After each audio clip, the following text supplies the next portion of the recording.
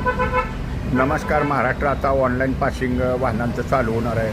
म्हणजे पुन्हा, पिंपरी चिंचवड, कराड, अकलूज, सांगली, सातारा, कोल्हापूर, म्हणजे इथं आता मशिनी बसणार आहेत त्या RTOमध्ये.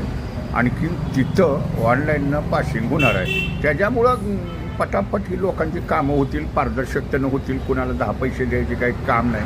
आपल्याच मोबाईलवरनं अपॉइंटमेंट गाडीची घ्यायची आहे, गाडी आपली अपडेट करून जायची आहे.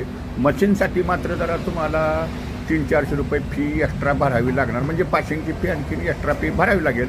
पण तुमच्या मोबाईलवरनं तुम्ही अपॉइंटमेंट घ्यायची आणि तुम्हाला ज्या टायमाला डेट आणि टायमिंग मिळेल त्या टायमाला तिथं गाडी आपली पासिंग करायची. इथं कोण मध्यस्थी नाही, काहीसुद्धा नाही, मशीनच काम करणार आहे.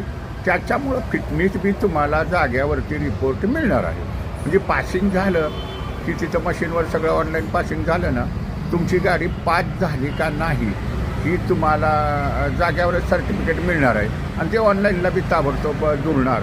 त्याच्यामुळं कामात पारदर्शकता तर येईलच. आणि RTOचं काम आता हे संपूर्ण आधुनिक तंत्रज्ञानावरती होणार आहे. हे बी काय विसरू नका.